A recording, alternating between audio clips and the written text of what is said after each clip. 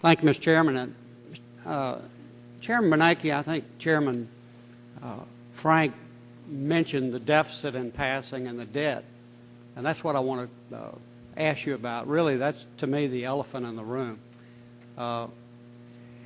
We have our debt is going to double in the next 5 years, triple in the next 10 years, and it's fueled by historic deficits. I heard this morning on TV that we're having many cases across the United States this year of children and even adults that are kind of walking out on the thin ice, and they walk out maybe day after day and they get some comfort that nothing happens. But thin ice is dangerous, and I submit that this type of budget path is dangerous, and the deficits we're running are dangerous. And I would ask you, number one, I don't believe that our present budget path is sustainable. So my first question to you is our budget path sustainable? And second, is there a need for what I would consider an urgent need for the Congress, and you said it's up to the Congress, but for the Congress to come up with a concrete plan to change that budget path? And do you believe there's an urgency in that? Congressman, when you ask about sustainability, you're talking about the medium-term structural deficit that remains even after the economy has returned close to more normal levels of activity. Estimates of the structural deficit range from 4% by the OMB to up to 7% of GDP in some scenarios run by the CBO.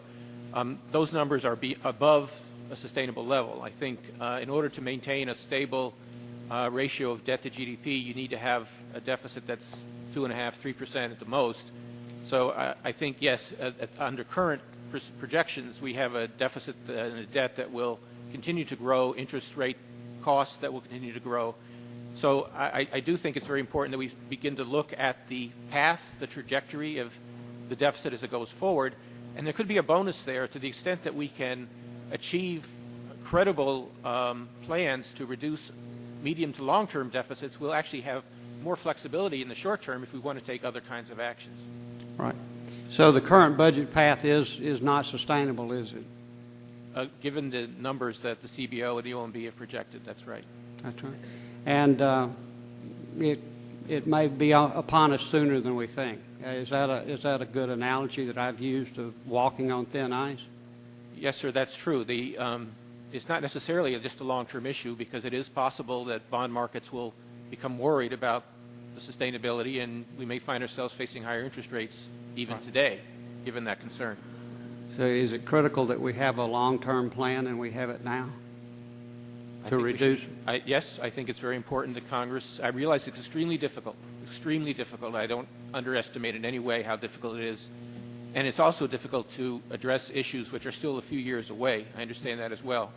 But it would be very helpful, even to the current recovery, to markets' confidence, if there were a sustainable, credible plan for a fiscal exit, if you will.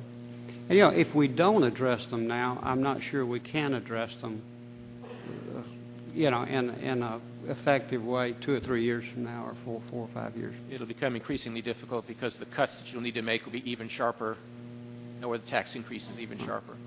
I very much appreciate your testimony, and I do believe that you've addressed many of the concerns, and I'm happy that you mentioned that the sterile reserve legislation that we passed in a bipartisan way has been an important tool and will. Thank you.